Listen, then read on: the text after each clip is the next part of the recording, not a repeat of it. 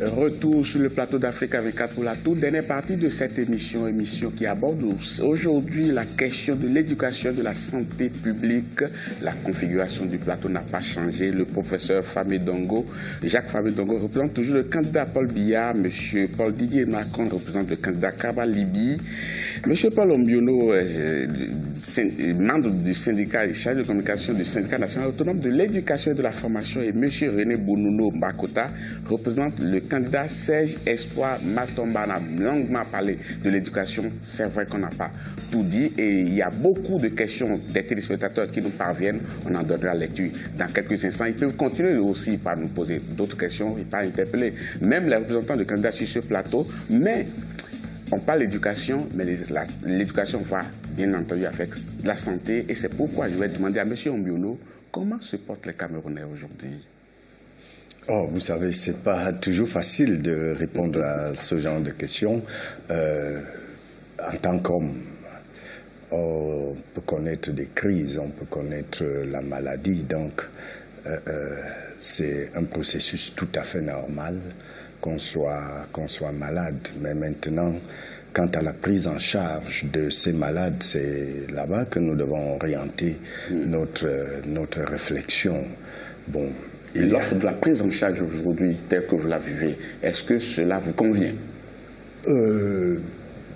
Elle ne nous convient pas totalement. Nous reconnaissons qu'il y a des efforts, ça il faut le dire. Mais nous disons qu'il y a à certains moments des problèmes de maintenance.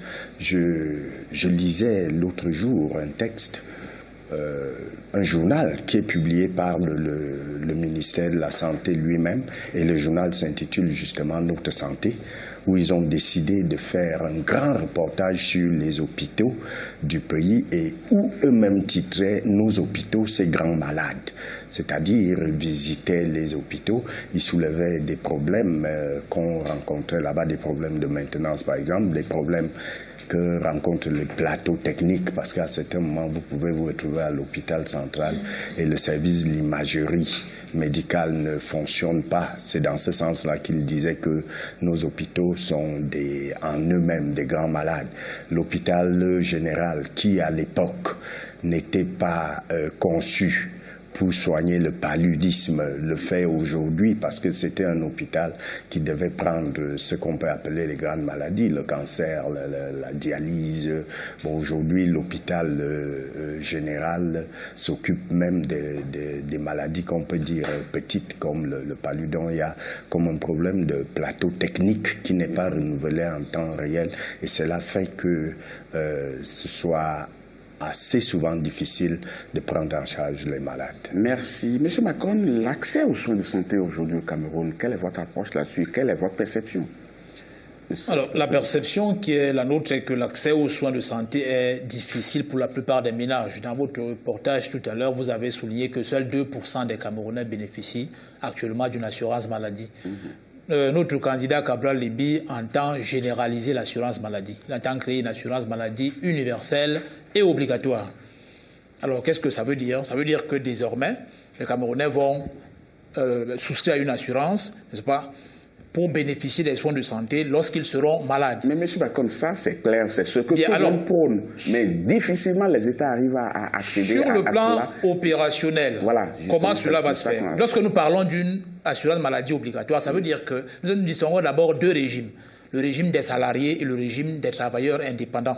Alors, pour le régime des salariés, c'est facile à faire, puisqu'ils ont un salaire, on peut donc contrôler, on peut lever à la source. Et la grande masse de personnes Bien, maintenant, oui, je vais le signaler au passage, c'est que l'un des échecs du régime en place du renouveau, c'est le taux d'emploi. Nous avons actuellement autour de 700 000 salariés en tout et pour tout au Cameroun, du public comme du privé. Sur 11 millions possibles, ça fait autour de 7% du taux d'emploi. On en est arrivé à ne même plus compter le taux de chômage actuellement. Bien, nous devons densifier parce que tout ça est très lié. La politique de la santé est liée à celle de l'emploi. Lorsque les gens sont employés, on peut prélever à la source. C'est pour cela que notre politique de l'emploi vient appuyer celle de la santé. Nous ferons donc progresser l'emploi salarié dans le domaine de l'agro-industrie et dans le domaine de la construction, de sorte que nous ayons créé autour de 2 millions d'emplois au terme des 5 premières années du président de Cabral-Libby. Bien, maintenant que nous avons un nombre de salariés important, nous prélevons à la source. Ça, c'est pour le régime des salariés. Maintenant, pour ce qui concerne le régime des indépendants, c'est-à-dire les sauveteurs, les colboxeurs, les paysans et tous ceux qui n'ont pas un salaire, c'est qu'ils vont apporter une contribution mensuelle, n'est-ce pas, à partir de 1 000 francs. Et en fonction de la taille de la famille, ça va varier. Et l'autre contribution va être apportée par l'État. Au passage, nous aimerions souligner que le budget de la santé devra être porté à 10% du budget de l'État, de façon à pouvoir dégager des ressources qui permettent donc de couvrir une partie, n'est-ce pas, des cotisations qui sont apportées par les assurés eux-mêmes. Donc l'État va apporter en gros la moitié et l'autre moitié devra être apportée par les assurés eux-mêmes pour bénéficier de cette assurance maladie. J'aimerais apporter une autre précision, c'est laquelle? C'est que nous devrons aussi développer une industrie du médicament au Cameroun. Puisque l'assurance maladie va faire augmenter le taux de fréquentation des hôpitaux, il faudra nécessairement avoir plus de personnel et avoir du médicament sur place. Ce qui permet donc de développer ou alors de favoriser le développement ici chez nous d'une industrie locale du médicament à partir duquel nous pourrons développer des génériques qui reviendront donc moins chers à l'assurance maladie et aux assurés. Troisième chose, c'est la formation du personnel. Oui. Le Cameroun dispose actuellement de 2300 médecins pour 23 millions d'habitants. On parlait tout à l'heure d'un médecin pour 10 000 habitants. L'objectif officiel de notre gouvernement, c'est d'atteindre un médecin pour 1000 habitants. C'est notre gouvernement qui le dit, c'est-à-dire 10 fois ce que nous avons maintenant. Il est donc question d'atteindre 23 000 médecins au Cameroun. Alors pour pouvoir atteindre cet objectif-là qui est louable, mais nous ne marchons pas encore vers cet objectif, qu'est-ce que nous faisons? C'est que nous voulons former 2000 médecins au Cameroun, n'est-ce pas, 8000 personnels de santé d'une manière générale chaque année, dont 2000 médecins. Donc nous aurons un quart de personnel qui seront des médecins et 3 quarts qui seront des infirmiers et autres personnels de santé. Beaucoup, ce qui permettra donc d'améliorer, n'est-ce pas, l'offre de santé sur le plan du personnel déjà. Je vais revenir sur les infrastructures tout à l'heure. Monsieur Bakota, on entend souvent des personnes qui ont un regard quand même assez critique sur la qualité du plateau technique aujourd'hui. Est-ce que c'est effectif? Sinon, comment est-ce que vous vivez cela? Oui, effectivement. Vous savez que le problème de la médecine, c'est la structure des soins, donc, y compris le plateau technique. La preuve, c'est que l'État du Cameroun dépense des milliards et des milliards chaque année pour les évacuations sanitaires. Et pourquoi est-ce qu'il y a des évacuations sanitaires? C'est parce que justement, la qualité du plateau technique pose un problème. Nous avons vu le ministre de la Santé publique actuel aller se faire soigner le doigt en Suisse. Ça veut dire qu'à un moment donné... Ce n'est pas un raccourci. Est-ce que vous avez eu accès à son dossier médical? Non, ce n'est pas un raccourci. Il s'agissait essentiellement de cela. Je dis, ce n'est pas un raccourci. J'assume ce que je dis sur votre plateau. Alors, ce que je voudrais dire, c'est qu'à un moment donné, le plateau technique pose problème. Et effectivement, si le plateau technique, pour des personnes qui disposent quand même d'un pouvoir d'achat suffisamment aisé, ne sont pas capables d'accéder, si vous voulez, à des soins de santé de qualité, vous imaginez la personne qui se trouve... Donc, au-delà de l'accès, du problème d'accès aux soins, il y a également la qualité des soins. Exactement, il y a la qualité des soins. Moi qui vous parle, j'ai perdu toute une petite sœur dans un hôpital de la place du fait non seulement de la négligence médicale et effectivement de cette réalité-là, de la qualité des soins qu'on prodigue aux différents malades. Et c'est pour ça que, parce que comme l'éducation, une politique de santé doit répondre à une finalité. On n'élabore pas une politique de santé, si vous voulez, juste d'une façon évasive comme ça, il doit répondre à quelque chose. Vous savez, aujourd'hui, l'espérance de vie au Cameroun, respectivement, est autour de 47 et 48% pour les hommes et pour les femmes. Et nous avons besoin, si vous voulez, des personnes qui aient un corps sain pour qu'elles soient capables d'être au maximum de leur capacité de production. Et il faudrait qu'elles aient justement une santé de qualité. Et c'est pour cela que nous insistons toujours sur un aspect important de la santé. Quelles que soient les réformes que vous allez introduire, il y a quelque chose d'important qu'il faut développer, c'est le financement. Parce que tant qu'on ne sait pas où est-ce qu'on va prendre de l'argent, ça va toujours poser problème dans la mise en œuvre. Vous avez dit tout à l'heure, nous-mêmes, nous nous positionnons par rapport à l'assurance santé. Mais sauf qu'effectivement, il faut avoir le financement pour le faire. Et nous avons évoqué 3 stratégies de financement, je dirais 4. La première stratégie, nous avons développé dans notre projet de société sur les infrastructures ce que nous avons appelé le partenariat public-privé. Et nous avons estimé qu'à partir du partenariat public-privé, nous allons développer des dividendes assez importants qui vont permettre effectivement de financer la santé. La deuxième source de financement, ce sera la taxation des activités du secteur tertiaire, c'est-à-dire des activités qui rentrent dans les services, le secteur de transport. Je vous rappelle qu'un pays comme la France, par exemple, a financé son programme SIDA rien qu'à partir des billets d'avion. Ça veut dire que nous prenons cette expérience-là, effectivement, pour taxer que ce soit les billets de train, les billets de transport par route, les billets d'avion, effectivement. Nous devons pouvoir donner la possibilité de la taxation de toutes les transactions immobilières. Parce que le principe ici, c'est qu'il faudrait que ceux qui ont suffisamment d'argent puissent accompagner justement les couches les plus faibles qui n'ont pas de moyens de pouvoir traiter au moins le palu. La troisième source de financement, si vous permettez, c'est effectivement de lutter contre les évacuations sanitaires qui coûtent des milliards de francs. Parce que cet argent... Ça fait quoi? Les évacuations, ça veut dire qu'il faut aller vers moins d'évacuations sanitaires, aller même vers la suppression. Parce que cet argent qu'on utilise pour les évacuations sanitaires peut renforcer effectivement le plateau technique. Et la chose la plus importante, c'est justement de développer le pouvoir d'achat des Camerounais. Et notre projet sur l'économie, sur l'emploi, nous avons annoncé 5 millions d'emplois directs pour ce qui est des entreprises privées. Permettra justement de pouvoir permettre aux Camerounais de disposer des moyens. Monsieur Fabien Ndongo, quand un journal titre que parlant des hôpitaux que ce sont de grands malades, comment est-ce que vous percevez cela? Je crois que c'est une exagération, n'est-ce pas? On ne peut pas dire que les hôpitaux soient de grands malades. Qui a des problèmes? Personne n'en disconvient. D'abord, il y en a dans tous les pays du monde. Mais on ne peut pas dire que nos hôpitaux soient a priori de grands malades. D'abord, il y a eu une densification de l'offre. On pourrait rappeler ce qu'il y a eu avant l'arrivée du président Paul Biya. Il n'y avait aucun hôpital général. Actuellement, il y en a 2 ou 3. Il n'y avait aucun... Il y en a 7. Oui, il y en a 7. Alors, et il y en a beaucoup. On a densifié. Hôpitaux généraux, hôpitaux de référence, hôpitaux régionaux, hôpitaux de district, centres médicaux d'arrondissement. Alors, ça c'est le côté... Le plateau technique... Ça c'est le côté quantitatif. C'est ça le problème. Côté quantitatif. Maintenant, côté qualitatif. Nécessairement... Et le représentant du candidat Cabral, M. Cabral l'a dit, il faudrait maximiser l'offre de formation des médecins. C'est exactement ce que nous sommes en train de faire en maximisant cette offre-là. Il faudrait également... Pourquoi vous ne l'aviez pas fait hier pour que ça accompagne le développement des centres de santé? On y va progressivement, bien sûr, en tenant compte de la soutenabilité financière, parce que ce serait de la démagogie. Tout à l'heure, on a dit qu'on crée des établissements de manière démagogique. Bon, maintenant, veut-on qu'on annonce, qu'il y ait des effets d'annonce, tout simplement de manière démagogique? Non, il faut une soutenabilité financière. Je veux bien que l'on augmente les impôts, parce que tout ce que j'ai vu là, la santé, l'éducation, bien sûr, il y aura sur le logement, il y aura d'autres services, on va dire maximiser les impôts. Or, nous savons, trop d'impôts tue l'impôt.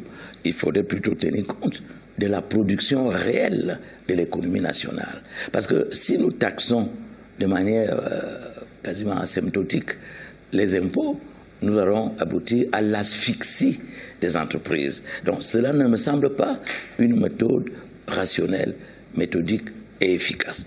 Alors, s'agissant du candidat Paul Biya, il veut, effectivement, c'est le premier point de sa profession de foi, il veut améliorer davantage les conditions de vie des Camerounais. Et là-dedans, il y a l'éducation, il y a la santé, il y a le logement, ainsi de suite. Alors, s'agissant de la santé, nous l'avons dit, maximisation de l'offre infrastructurelle, cela a été fait, et cela se fait. Relèvement du plateau technique, cela se fait également, notamment dans le cadre du mais plan. Je vais donner l'étude d'un téléspectateur qui dit ceci, dit « Les hôpitaux sont transformés en supermarchés où chacun vient marchander les produits. Les intérêts des médecins passent avant la santé. Voici le quotidien de la santé au Cameroun. Monsieur Ntiama depuis Douala. » Est-ce que vous pouvez répondre rapidement Une hirondelle ne fait pas le printemps. Hein? Mais c'est un problème sérieux quand même. On peut tenir compte, ça peut arriver, un cas marginal, un cas résiduel, ça peut arriver. L'homme n'est ni ange ni bête. Le malheur veut que qui veut faire l'ange fait la bête, disait Pascal. On peut trouver dans un hôpital quelqu'un qui est véreux. Et on le punit d'ailleurs. Le président de la République est contre une telle attitude. Mais on ne peut pas généraliser. Parce que les Camerounais ont tendance à généraliser. Parce qu'en philosophie, il y a la déduction et il y a l'induction. la déduction, il faut pouvoir prouver ce que vous êtes en train de dire avant d'établir la loi. L'induction, on voit un homme avec X, on dit, ah, voilà ce qu'il est. On établit directement sa personnalité sans avoir la preuve. Qu'il y ait eu des cas plus ou moins marginaux et ignobles, nous le reconnaissons et nous les condamnons. Mais nous ne pouvons pas dire que tout soit négatif. On ne peut pas dire, par exemple, que tous les médecins exerçant au Cameroun soit des médecins, soit incompétents, soit irresponsables, soit tout à fait véreux. Mais qu'en est-il de la subvention des soins? Parce qu'aujourd'hui, il va falloir subventionner un certain nombre de soins, sinon alors, vous êtes obligé de faire face aux évaluations sanitaires. L'une des propositions du candidat Paul Biya, c'est l'assurance maladie universelle. Les études ont commencé en 2016. Elles se poursuivent. Un comité interministériel a été créé. Cette assurance maladie universelle est chiffrée à 1300 milliards de francs CFA.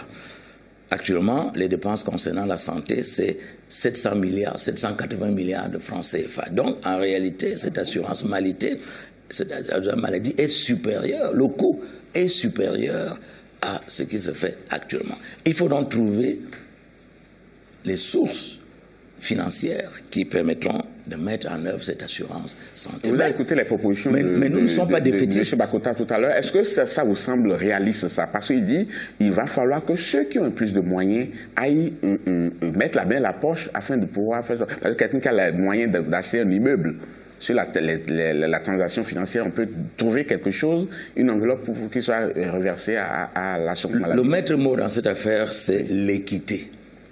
Dans la proposition du président Paul Biya, c'est l'équité. Équité, évidemment. Mais ce n'est pas le cas aujourd'hui. Non, accès équitable. Parce que oui, ce n'est pas le cas aujourd'hui. Parce que quelqu'un dit, nous sommes dans un pays où, lorsque vous arrivez dans un établissement de santé, la priorité n'est pas de vous prendre en charge, mais plutôt d'encaisser votre argent. Oui, ça aussi, c'est exagéré. C'est exagéré. Vous n'allez pas toujours dire que c'est exagéré. Oui. C'est la réalité que les gens vivent quand même. C'est exagéré. Oui. Parce qu'ils ne voient pas tous les efforts que déploient les médecins et les paramédicaux pour soigner au quotidien les Camerounaises et les Camerounais. Ce sont des médecins et des paramédicaux responsables, efficaces, patriotes, qui soignent effectivement. Mais de temps en temps, on peut trouver quelqu'un de véreux, de mercantiliste, qui demande d'abord de l'argent, qui monnaie tout. Apparemment, c'est une situation quand même dont l'ampleur est très élevée. Elle n'est pas générale. On ne peut pas généraliser à partir d'un cas, de deux cas. Non, ce n'est pas un des cas. Monsieur Macron. Oui, donc, encore une fois, j'insiste sur la réforme de notre candidat Kabla. Oui, mais en parlant de réforme, j'aurais bien voulu que vous disiez comment vous allez financer tout ce que vous avez annoncé tout à l'heure. Je répète ici qu'il y a deux sources de financement.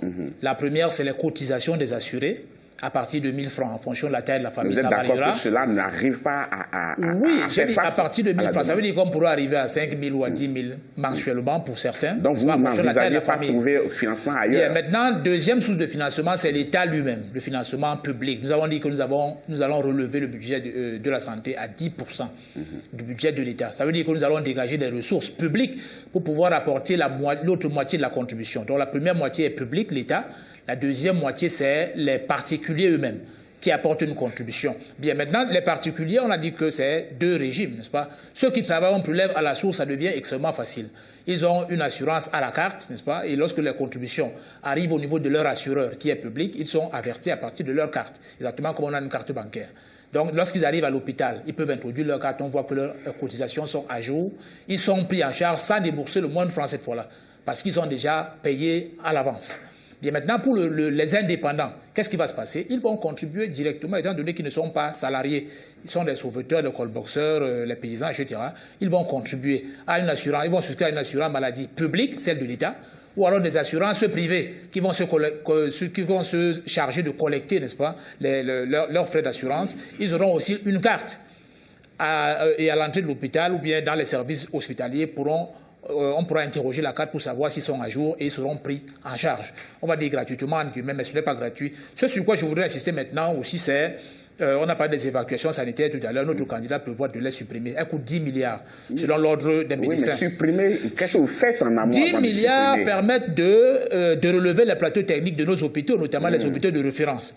Alors, avec 10 milliards chaque année, sur un mandat... trop simpliste quand même. Oui, attendez. Supprimer systématiquement. 10 milliards chaque année, c'est ce que...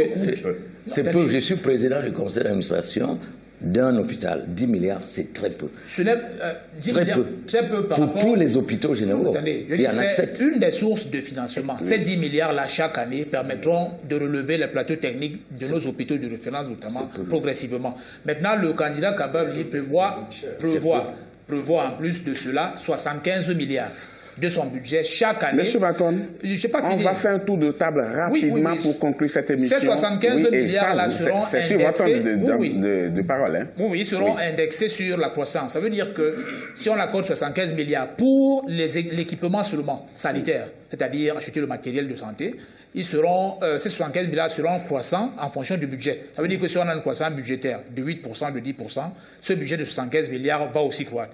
Alors, je voudrais aussi insister sur l'intéressement des personnels de santé. Je n'avais pas abordé ce point. Alors, nous allons intéresser davantage les personnels de santé. Le salaire des agents de santé, c'est ça? Oui, le salaire, mais pas d'abord le salaire, ça va être les primes, c'est-à-dire les primes de consultation, etc., qui vont être doublées.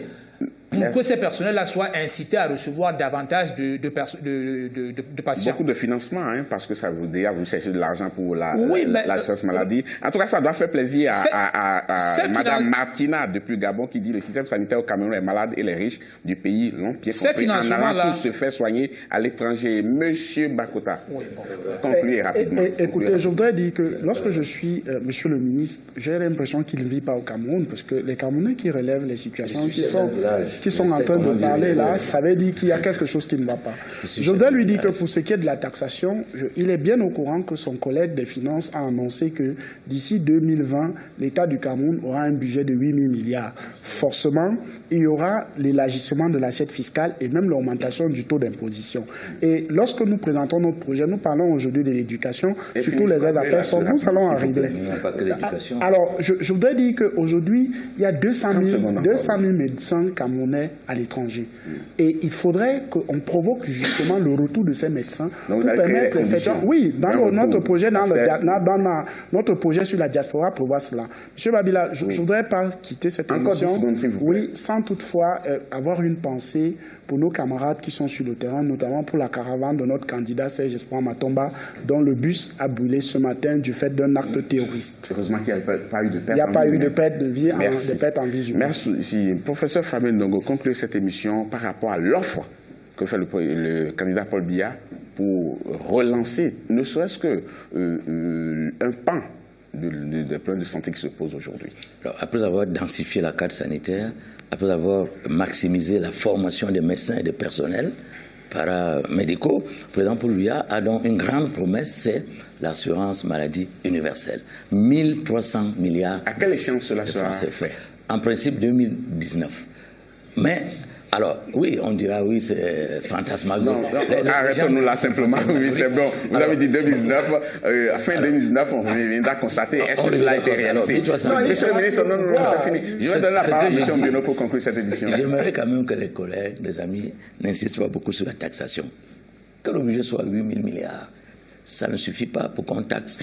Pour le logement, pour l'éducation, pour la santé, pour l'eau, pour l'électricité, pour les routes, pour les chemins de fer. Merci beaucoup. Monsieur Mbiono. Non. Monsieur Mbiono, vous n'avez plus la parole. C'est Monsieur Mbiono qui conclut l'émission. Monsieur Mbiono, vous avez la parole. S'il vous plaît, on est en fin d'émission. Oui, monsieur Babilas, pour éviter de tomber dans l'induction que récuse le professeur Fabien Ndongo, je vais procéder par une déduction. Les ODD 4, les objectifs du développement durable, mettent l'école comme l'objectif primordial qu'il faut atteindre pour atteindre les autres objectifs. Et nous, dans notre syndicat, exactement, nous, dans notre syndicat, nous mettons l'école au centre des activités sociales. Si notre école est bien pensée, si elle est bien réalisée, les problèmes de l'éducation vont se résoudre, les problèmes vont se résoudre à tous les niveaux, dès lors qu'on aura des ressources humaines capables de gérer et de maintenir tout ce que nous aurons comme acquis. Et nous disons que nous attendons que cette école-là soit mise au centre des activités sociales et que, surtout, les conditions des enseignants soient beaucoup, monsieur parce que ça, il faut le dire, je ne peux pas sortir de ce plateau sans le dire. Le président de la République a signé un statut particulier pour les personnels de l'éducation depuis le 5 décembre 2018. En tout cas, son représentant, il est ici, il écoute. Il n'est pas appliqué. Nous souhaitons que nous sommes dans des pourparlers, dans un contexte. Ça se fait de manière progressive. Merci beaucoup, monsieur Mbiono. De toute façon, vous êtes en face des gens qui aspirent à diriger le Cameroun de demain. Ils l'ont entendu. Ils pourront réagir en temps opportun si tant est que c'est eux qui sont désignés comme président élu de la République. Merci, monsieur Mbiono, d'avoir été des nôtres pour cette émission. Professeur Famé Ndongo, merci beaucoup d'avoir été des nôtres. Certainement qu'on aura le temps d'approfondir un certain nombre de choses. Le temps ne nous a vraiment pas suffi. Monsieur Bonono Bakota, merci beaucoup d'avoir été des nôtres. Et puis, monsieur Macon, merci beaucoup, chers téléspectateurs. Vous avez écouté les représentants des candidats sur ce plateau. Cela vous permet d'opérer des choix, de savoir pour qui vous allez voter le 7 octobre prochain. Quant à nous, nous allons continuer nos débats sur ce plateau demain. Il sera question de la démocratie et du fonctionnement des institutions. Prenez le rendez-vous. Vous pouvez déjà, vous, internautes, nous envoyer vos réactions par les différents canaux que nous avons présentés en début de l'émission.